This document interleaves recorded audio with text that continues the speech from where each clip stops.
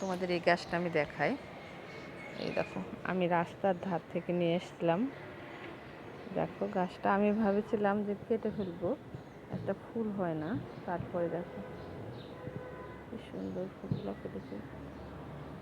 এই সৌন্দর্যটাই আলাদা একটা। আর এই দেখো ভিতরে একটা গোলাপ ফুটে আছে। দেখো,